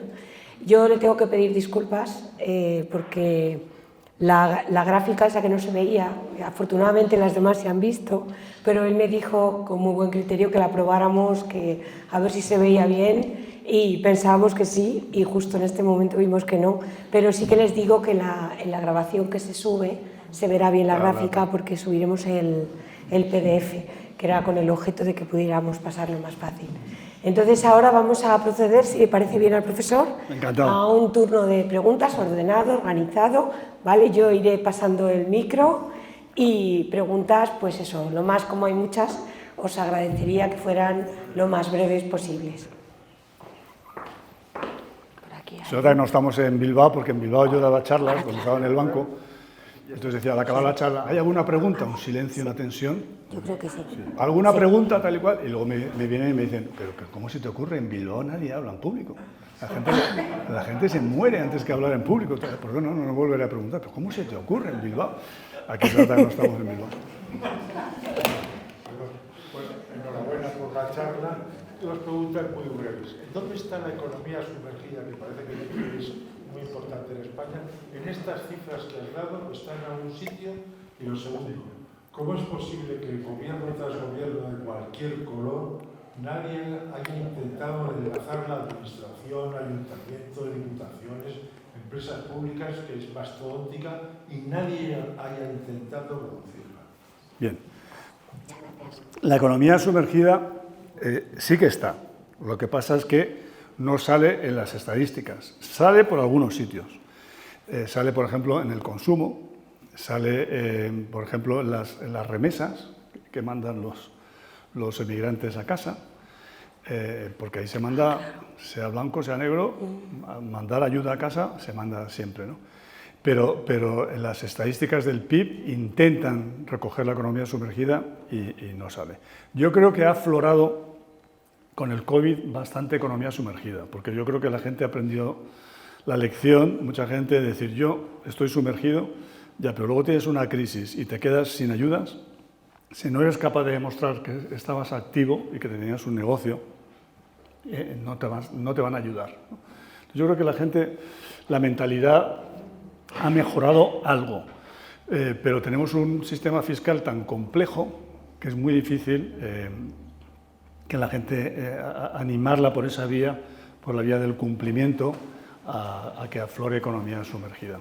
Pero yo sí que creo que algo ha aflorado, pero todavía se dice que está todavía en el 20 o el 20 y tantos % del PIB. Y la segunda pregunta era... Administración. Bueno, vamos a ver, la administración. Yo creo que el problema de España no es un problema de tamaño de la administración. O sea, si tú comparas con otros países, los nórdicos, Francia incluso, etcétera, no tenemos un tamaño de la administración tan grande. Lo que sí que la tenemos es un poco eficiente muchas veces y que hay muchos solapamientos entre las administraciones local, autonómica, estatal, y yo creo que hay mucho por hacer, pero no tanto por el tamaño, ¿no? Claro, cuando la gente habla del tamaño del sector público, pues no, muchas veces se cree que son los funcionarios que están ahí detrás de las ventanillas, pero claro, el sector público sobre todo son los profesores, los médicos, los bomberos, los policías, los jueces, y ahí no parece que haya mucha escasez, digamos, ¿no? Pero yo sí que creo que hay ineficiencias y hay muchas trabas todavía burocráticas, aunque se ha avanzado bastante, ¿eh?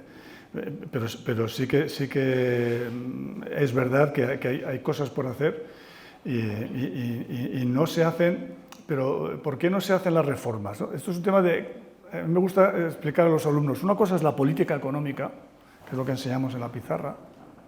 Esto aquí, esto allá, esta curva, esto sube, esto baja, tal. Y otra cosa es la economía política.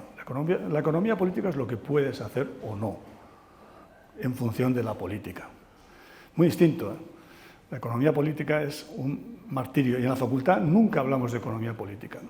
Entonces, a mí es un tema que me interesa mucho, lógicamente, por la experiencia, ¿no? En el libro cuento no voy a decir quién fue, ¿no? Pero me impactó tanto, pues yo estaba recién llegado a la política y estaba haciendo el programa económico del Partido Socialista del 2004 y AVE por aquí, AVE por allá, y no sé qué. Y dije, no estamos poniendo mucho AVE para mover pasajeros y en cambio las mercancías en España por ferrocarril van a una velocidad de 14 kilómetros la hora. Y ahora con el AVE los pasajeros van a 300, ¿no? 14 kilómetros por hora, yo decía de broma, es más o menos lo que corre Aznar, ¿no? Entonces, esa es la velocidad de las mercancías, ¿no? No deberíamos meter un poco más de alta velocidad para las mercancías, tal. Y no fue Zapatero, ya lo digo de antemano. Este líder me dijo, compañero, las mercancías no votan. Pues claro, eso es lo que yo llamo la economía política, que las mercancías no votan. Entonces, ¿por qué no se hacen las reformas? Yo he llegado a la conclusión de que cuando las cosas van bien, los políticos no quieren reformar. ¿Por qué? Porque les da miedo meter la pata, que se vaya a estropear. Yo recuerdo, ha fallecido ya, no está bien hablar de él, pero solo les decía, es mejor. Yo era el coordinador de programas, lo que se llama Mister Lisboa, el coordinador de programas de reformas. Decía, Miguel, tranquilo, que es mejor no hacer cosas, que muchas veces se hacen cosas y se estropean las cosas, ¿no? Pues yo creo que cuando las cosas más van bien, los políticos no quieren hacer reformas. Y cuando las cosas van mal, hacer las reformas es tremendamente doloroso. Tremendamente doloroso. Por ejemplo, ¿que había que bajar el despido? Pues posiblemente sí, el coste del despido. Pero ¿cómo se te ocurre bajarlo en plena crisis con todo el paro, que fue lo que hizo el PP, ¿no? Oye, espérate cuando la economía esté en un boom y bajas ahí el coste de despido que ni se nota, ¿no? Probablemente ni se note, ni haya despidos, pero bueno, cuando la economía está en pleno caída, bajar el coste de despido, pues se mandaron a cientos de miles de personas al paro, ¿no? Y nosotros tuvimos que hacer la reforma de la extensión de la edad de jubilación, pues también en un momento muy delicado. A lo mejor si lo haces en un momento más boyante y con las pensiones creciendo mucho, como ahora, etcétera, etcétera, pues no queda tan mal, ¿no? O el cómputo de la vida, el cálculo de la vida para el cómputo de las pensiones, que nosotros lo pasamos de 15 a 25 años, son reformas buenas para el sistema, pero hay que hacerlas preferiblemente cuando la economía va bien, y los políticos no quieren. Y luego, en tercer lugar, no hay presión para las reformas. Toda la presión para las reformas viene de Europa, la única. No, de verdad, no hay ningún partido político que hable de reformas. O cuando hablan, luego llegan al gobierno y no las hacen. En cambio, Europa te dice, ¿tú quieres este tramo de los fondos europeos? Póngame una de esto y de esto. Y ahora tenemos que hacer la reforma, presentar la reforma de las pensiones, ¿eh? y la que se ha presentado, ya veremos si vale o no, para recibir el cuarto tramo de los fondos europeos. Entonces, solamente la presión europea nos empuja a hacer reformas.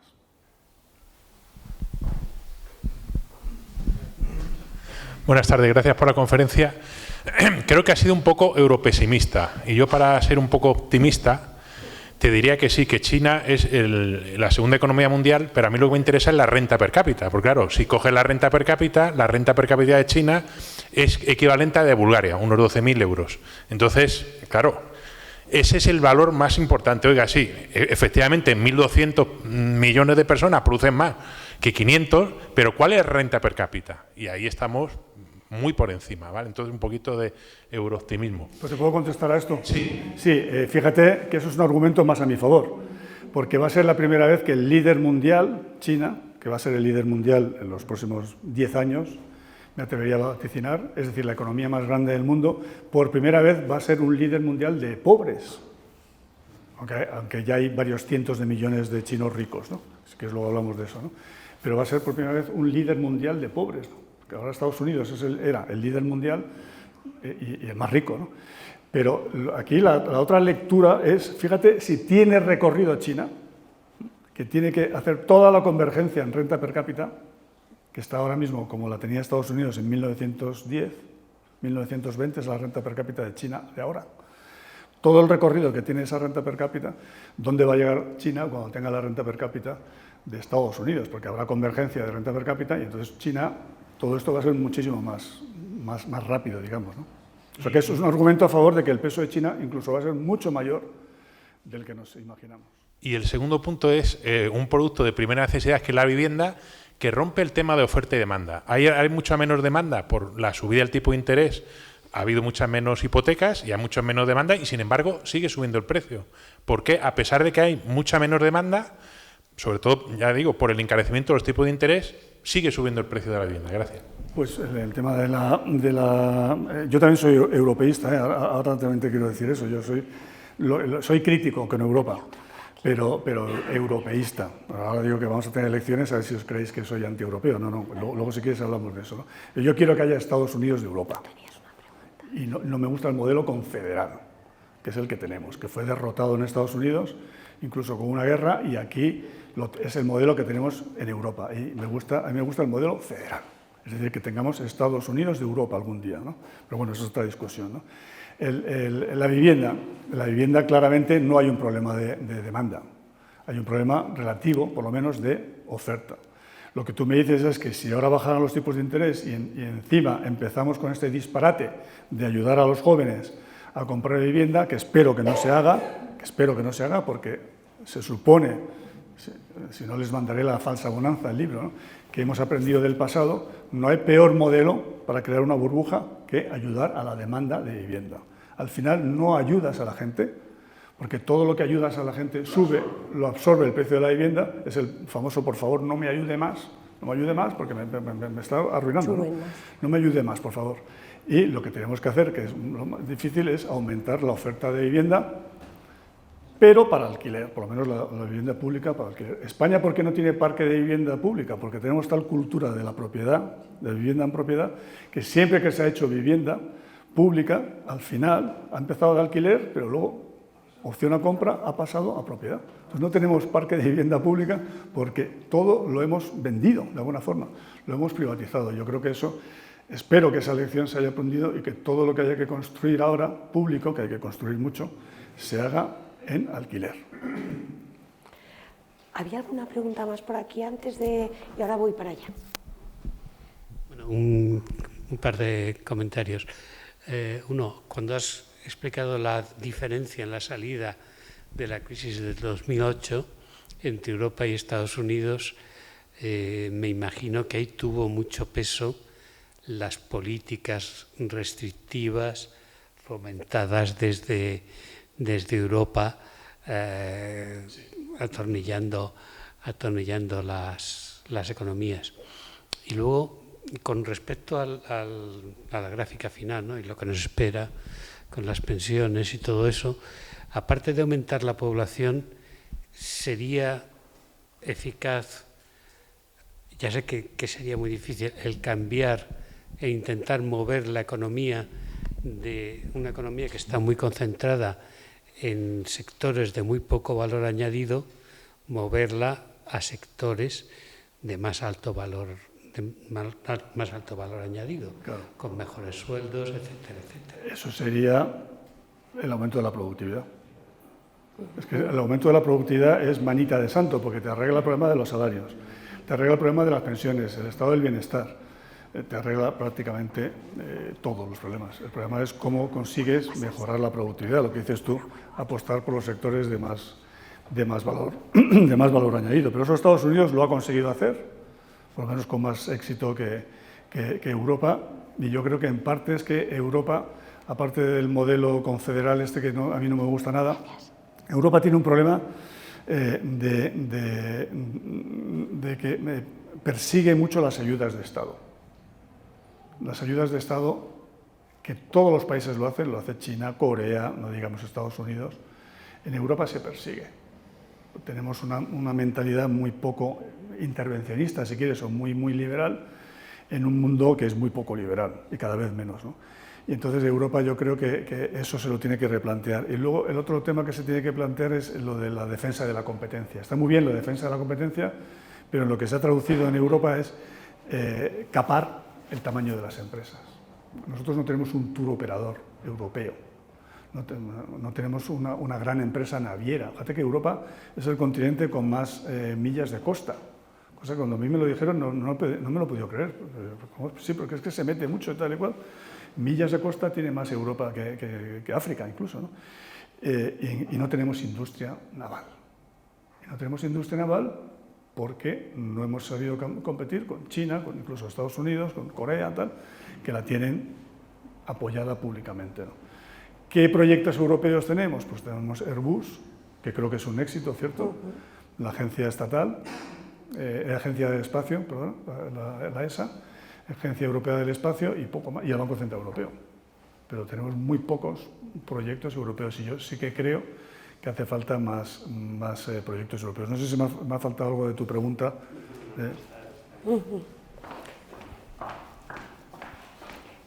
Tengo una por aquí. Luego otra. Así, en el tema del envejecimiento, ¿no? El tema de. Bueno.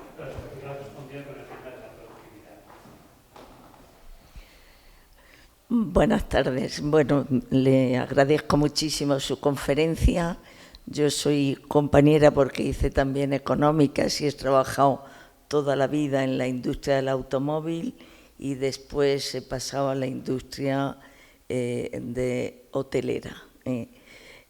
Para mí, que además estuve participando en el tercer plan de desarrollo para la unión de la siderurgia pequeña en la siderurgia española y se creó el UNINSA y en esa época fue este desarrollo que nos ha explicado exponencial.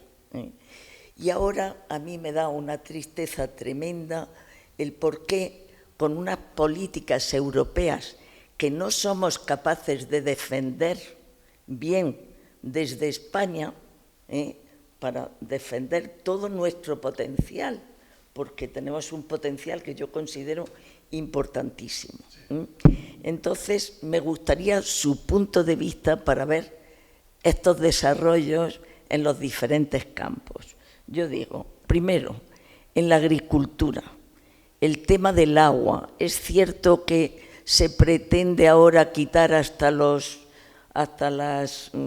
pantanos, cuando lo que necesitamos es industrializar la agricultura como la tiene Francia y como la tiene Marruecos.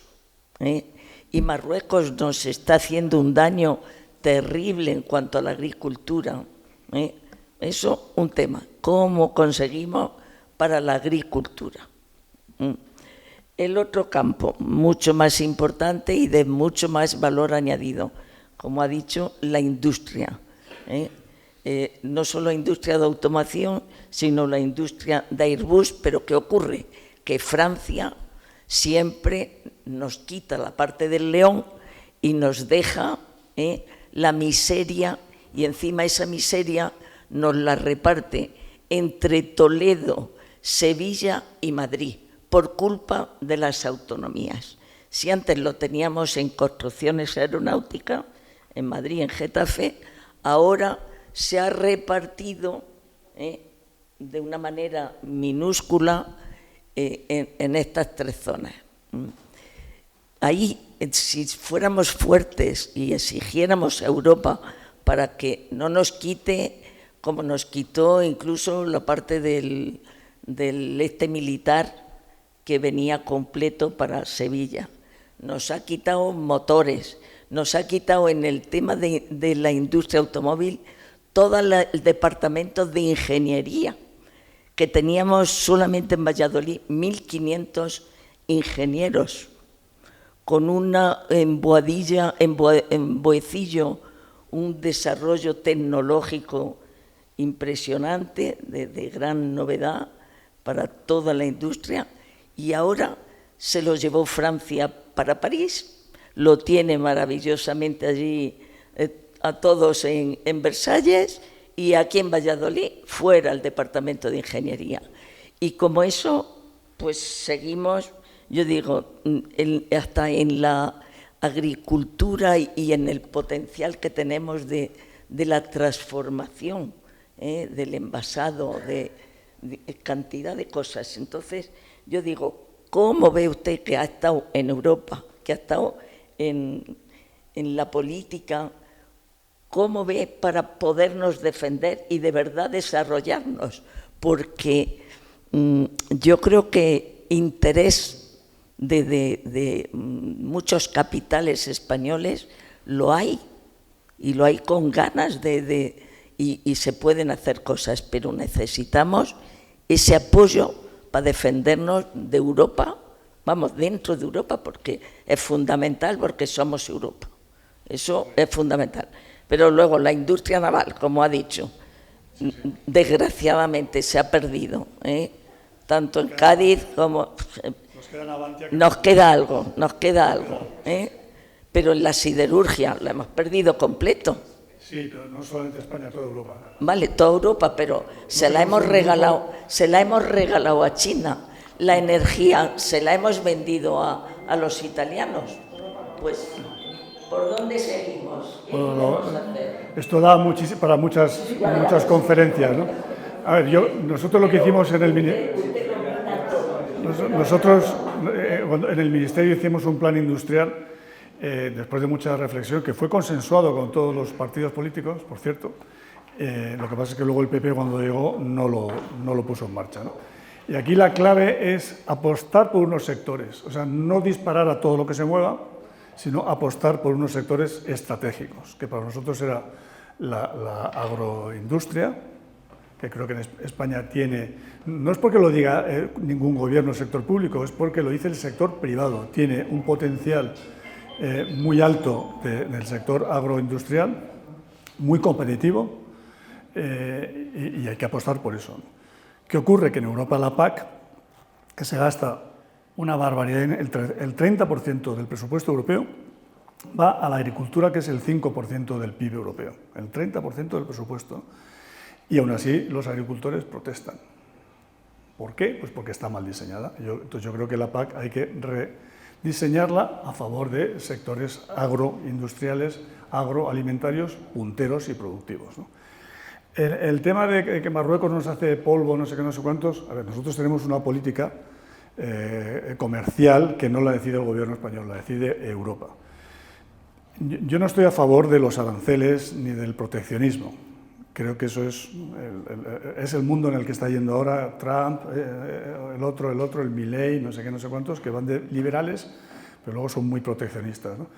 Ahora, yo sí que creo que tiene que haber una igualdad de condiciones en la competencia. Y es verdad que si a los productos españoles, europeos, se les exige una serie de condiciones, también se les debería exigir a los productos que vengan de fuera. Eso sí, pero eso yo no lo considero proteccionismo, considero que tengan la misma igualdad, digamos, de oportunidades, ¿no? Yo creo...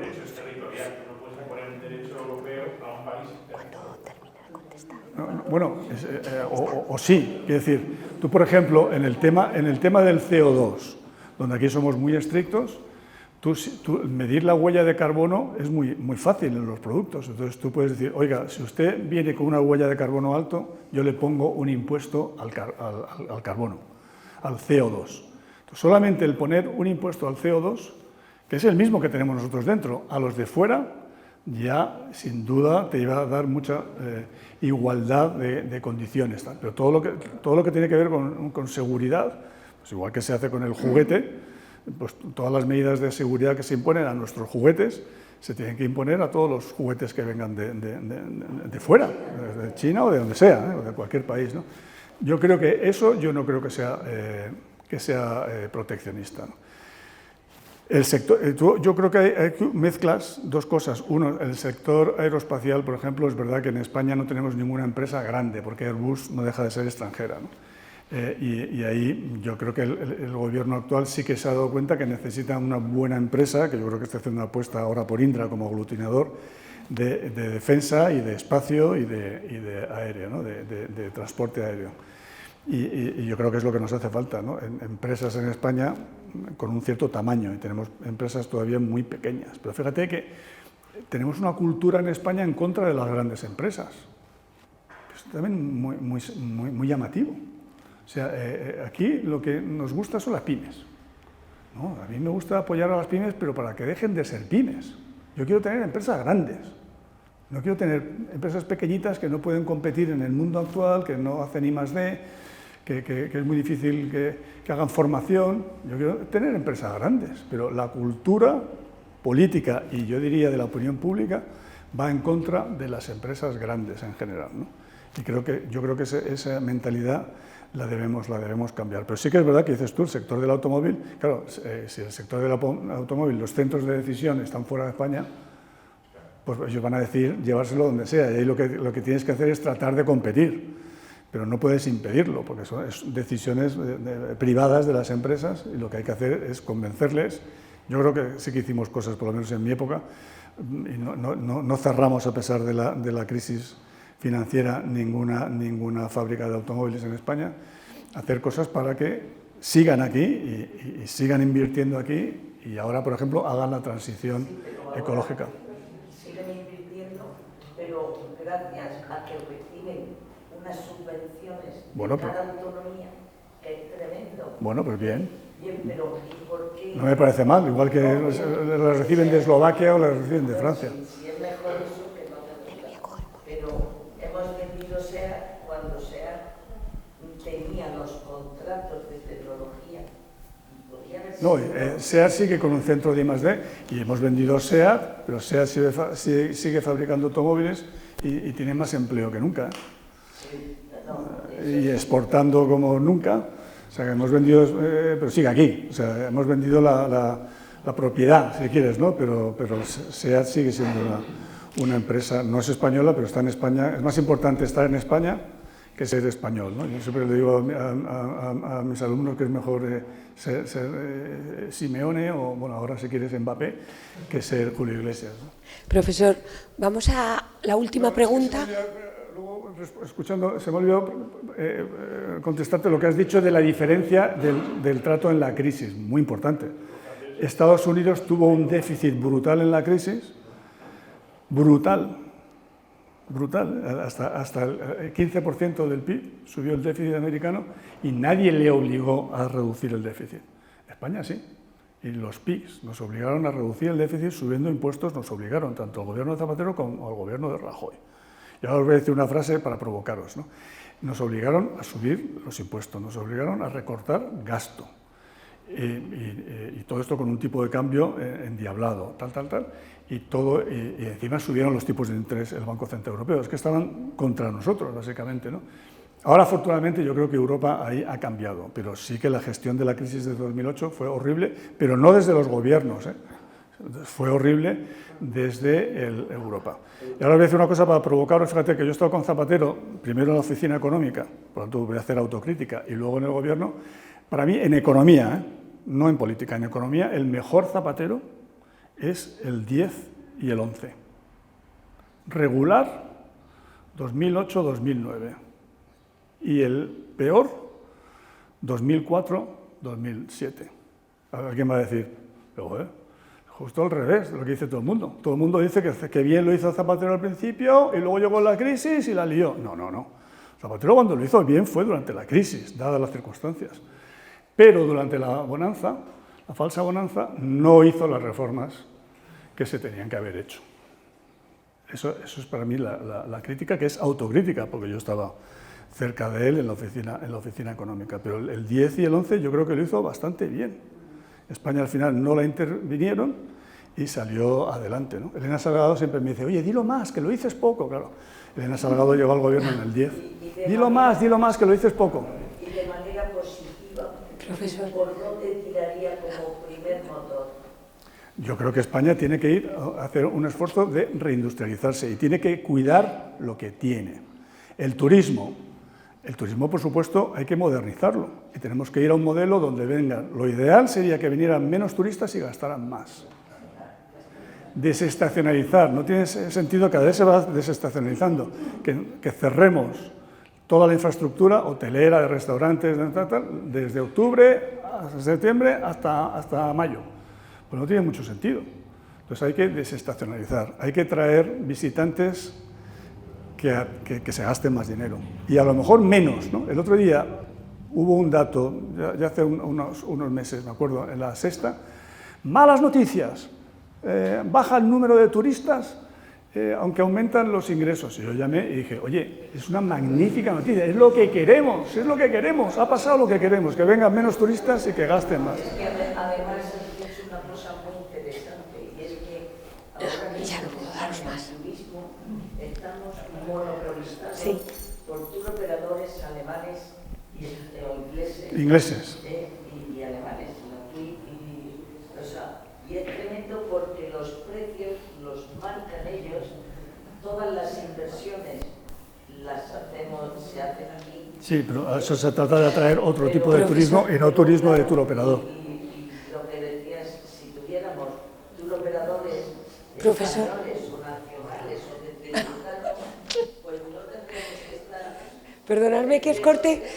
A ver, creo que el profesor ha demostrado que sería capaz de estar respondiendo preguntas toda la noche. Creo que vosotros habéis demostrado que sois capaces de estar 3 días preguntando. Solamente, para terminar, voy a decir una cosa, porque hay una pregunta desde el principio por allí, la última, y luego deciros que ya sabéis que en nuestros Jueves Complutense en San Lorenzo luego nos tomamos algo y siempre se puede seguir hablando y comentando, porque si no nos van a... Entonces, voy a dar la última pregunta por aquí brevemente. Hola, muchas gracias otra vez. Voy a tratar de ser brevísimo y sintetizar porque se me han ocurrido muchas cosas a lo largo de la exposición. Una en particular, detalle muy breve, que estabas explicando viendo de quién dependía el euro y ya has quedado sin decirlo. No sé si descubriste finalmente... No, de nadie. De nadie. El euro va a su bola. Claro. No hay volante. Cuando sube estamos fastidiados, por decir otra palabra, y cuando baja, muy bien. Claro. Pero no hay una política con el euro. Ya. No hay Eso política me hace de tipo de preguntar cambio. lo que decías al principio, porque empezaste diciendo que no miramos a largo plazo. Entonces, mi pregunta un poco con esto es, ¿se puede mirar a largo plazo? Quiere decir, ¿hay alguien que esté a los mandos de todo esto? ¿Realmente los gobiernos pinchan y cortan algo o estamos dentro de un orden económico donde hay poderes económicos que están muy por encima y cortan el bacalao? Esa es una. Y luego la otra es, estamos hablando, la economía es una cuestión absolutamente fundamental, ¿no? Dependemos la vida de ello, pero también tengo la sensación que cuando estás hablando todo el tiempo de crecer, no me acaba de quedar claro qué es lo que se crece, qué es lo bueno. Quiero decir, yo en el desarrollo de la economía en los tiempos modernos, vamos a decir, parece que la capacidad de consumo se equipara a la calidad de vida. Y entonces yo, y creo que los que estamos aquí tenemos edad suficiente todos, no tengo la sensación de que la gente en el año 2020 sea ni un ápice más feliz que en el 1960. Entonces, la economía es importantísima, la producción, hay cuestiones de calidad de vida, pero no estamos metidos en la economía. No habría que meter ahí alguna cuña, porque si no es como, yo como veo el contexto, es producir más más grande, más deprisa, para consumir más grande, más deprisa, más veces, y me da un poco como que el sentido de la vida es el sentido contrario, es más despacio, menos veces, más pequeño. Eso es todo un debate, que es el debate del no crecimiento, y yo le voy a pedir a la directora de la Fundación que organicemos un debate sobre el no crecimiento. Yo, en general, apoyo la tesis de que el crecimiento, cuando hablo de crecimiento, hablo del crecimiento del PIB o del crecimiento del PIB per cápita, que es lo mismo, porque la población, por lo menos en este mundo en el que estamos, la población no va a aumentar o incluso va a caer, ¿no? Al hablar del crecimiento del PIB, ya estamos hablando del crecimiento de la renta per cápita también, ¿no? Los equiparo. Entonces, yo sí que creo que es verdad que hay algunos fallos en esta filosofía de identificar renta per cápita con bienestar, pero yo sí que creo que en general una mayor renta per cápita te da más bienestar. Lo creo firmemente. Y te voy a poner un ejemplo que le pongo a mis alumnos. Vosotros sabéis, en 1960, que yo ya había nacido, para que veas, Maripaz, que ya tengo ya unos años, ¿qué porcentaje de hogares españoles tenían frigorífico? 50%. Decir un número.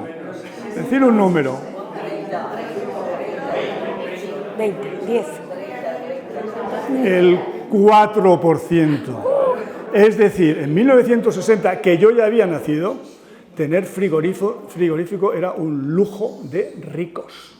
Y yo sí recuerdo de niño, cuando venían con esas bolsas con barras de hielo, que rompían ahí el hielo y metíamos ahí la comida, las botellas en el hielo. Era un lujo de ricos. Y cuando yo estaba en Estados Unidos en los años 80, yo era un privilegiado. ¿Por qué?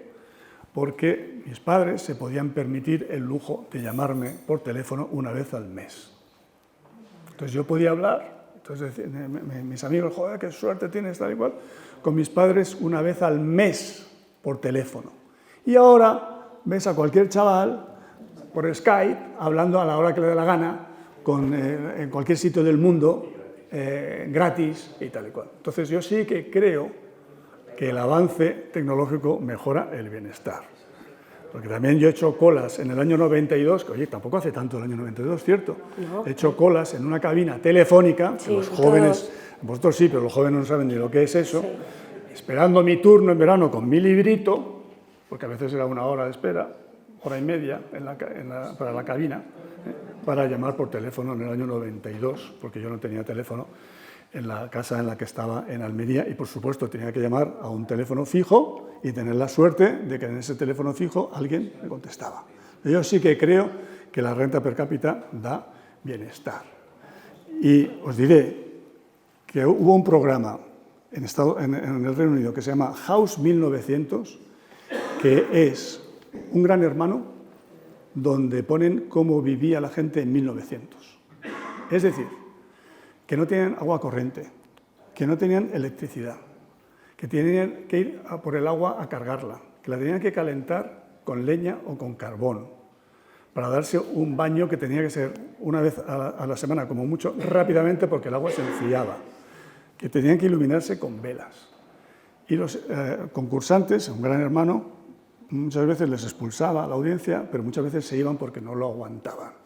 Y hay uno muy famoso, que yo le cuento a los alumnos, y dice, yo he aguantado todo, pero ya lo que no aguantaba es no tener champú. Tenerme que lavar el pelo con una pastilla de esas de lagarto. Yo sí que creo que vivir como vivíamos en 1900 era un horror, y que es verdad que el modelo actual tiene sus fallos. Yo le dije a Mercedes Milá, que tuvo una época una relación con ella, oye, haz un Gran Hermano en 1900, le gustó muchísimo la idea. Al final no le dejaron hacerlo, pero creo que sería muy bueno para que los jóvenes se dejen de quejar de cómo viven el presente y piensen, nosotros yo creo que si pensamos en nuestros mayores, cómo han vivido nuestros mayores y que ojalá los jóvenes también piensen en sus mayores, que somos nosotros, ¿no? Y muchas gracias por la atención. Muchas gracias.